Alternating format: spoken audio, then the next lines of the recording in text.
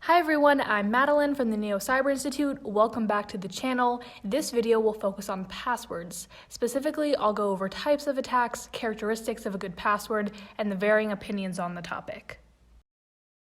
Nowadays, most passwords are stolen via phishing or other forms of social engineering. So, social engineering is essentially using deception to manipulate individuals into giving confidential or personal information, and phishing is one type of social engineering. For more information on phishing specifically, definitely check out our previous video on tips to stay safe online when working from home, because we go more into depth on that topic there. Malware falls into this category as well because it's something that will typically get onto your computer when you click a bad link or pop-up, which are some examples of social engineering. And so malware is a very broad umbrella term that refers to bad or harmful software. And one potential capability of malware could be to log your keystrokes, so record all of the keys you press using a keylogger, which could enable hackers to steal your passwords. Next up, the hash of a password can also be stolen and used during other authentication attempts by the hacker. So what is a hash, or the practice of hashing? Hashing could be described as a transformation of a string of characters, so any data really, into a shorter fixed length value or key that represents the original string. Now, hashing, like hashes that the hacker might find, are not reversible, but hackers could potentially hash their own strings and compare the output of those to the hashes they've stolen to see if they found the right password. Lastly, just a general note, but password attack methods continuously change. This is why it's so important to check out the world of cybersecurity every so often, because how to make a safe password will depend on the common ways that hackers try and steal passwords, which again is always changing. Up until several years ago, most password attackers could essentially just guess user passwords. I'll actually go over a few of those methods now because they are still used occasionally, and it's important that your passwords are able to withstand those types of attacks at least.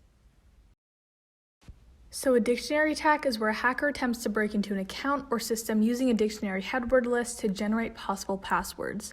Really, this means that they try and see if your password is composed of the words that they have on a word list, and sometimes they even use multiple word lists so they can try different combinations of words. This can be known as a combinator attack.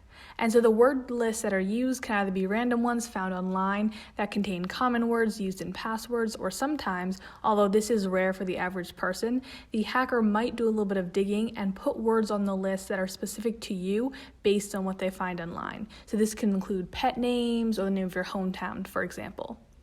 And so limiting the number of attempts someone can make within a certain amount of time for your login could help, and it could be a good first step to secure yourself against these types of attacks. However, it will not make you invincible per se, especially with the new types of attacks that are coming out. Finally, brute force attacks are where all possible passwords are guessed until a match is found. This is an umbrella term and could be applied to a bunch of different, more specific techniques. And in general, this is definitely a weaker form of attack, but it could sometimes be effective. The hybrid attack is exactly what it sounds like and just involves combining a few of the different techniques that I've talked about. Now we get to look at some characteristics of a good password. I have good in quotes because, as I'll talk about in a minute, there are a bunch of varying opinions on what makes a great password. First up, definitely consider having more of a passphrase rather than a password. So a passphrase could be making a song lyric or a quote from a book, movie, or speech your password. This could not only be easier to remember, but is a lot more secure. Also, stay away from words and phrases that could be guessed by people you know. This is not to say that someone you know will hack you, but rather you should consider what information about you is available online via social media, for example. If you have a public account, or even if you don't, you might geotag your location, talk about your pets, and this is all information that a hacker could use. For that reason, using names of family members or pets would not make for a secure password, because those are all names that could be checked against your password in a dictionary attack. This is also why passphrases are good, because they force you to not resort to simple passwords like your dog's name 123. In general, avoid patterns. You want your password to have some random elements to it, and entropy is just a fancy word for that randomness. You really want to avoid having sequences like 123, ABC, or even a sequence of repeating letters or characters. Next, I've decided to throw in a little true or false for you. So the statement is, leet speak, replacing E with 3, H with 4, O with 0, and so on, is an effective way to make your passwords hard to crack. So what do you think? The answer is false. This is because hackers are well aware of this practice by now and have leet substitution algorithms which easily allow them to generate lists of leet speak words. They can then use these lists when launching a dictionary attack, for example. There are also lots of other types of attacks where leet speak alone is not enough to protect you. That being said, incorporating leet speak into a passphrase would increase your security. Okay, so lastly, your password should have a minimum of 8 characters.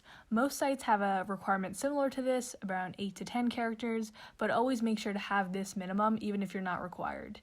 You might be surprised that the minimum isn't larger, but this is because with all the new attack methods and the speed at which attacks can be carried out, extremely long passwords are not necessarily better. Lengthy passwords can also be less secure than ones on the shorter side because people tend to want passwords that are easy to remember. And so the longer they try to make their passwords, or the longer they're required to make them, the simpler they tend to be because they want something that will just meet the necessary requirements and again is easy to remember. For example, password ABCDE might be longer than some of the other passwords you have, but this would be cracked extremely easily. Quickly, I wanted to mention opinions about password security because not everyone does agree. Opinions differ and change all the time because attack methods change, just like I mentioned earlier in the video. Some people still believe in having longer passwords and in using leet speak. However, the information I've shared in this video that disagrees with that largely comes from Microsoft, NIST, or the National Institute of Standards and Technology, and the U.S. Department of Homeland Security. These are all very reliable sources and have lots of information on passwords and other security topics, so I'll link those websites down below. They have also all changed their recommendations as recently as 2019, which is very important because not all sources online will give such current and up-to-date information, which is another reason why there might seem to be a variety of opinions online surrounding passwords. Thank you all so much for watching. I hope you learned something new and are on your way to go improve your passwords.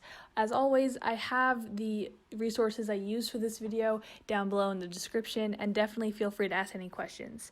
I'm Madeline from the Neo Cyber Institute. I'll see you next time.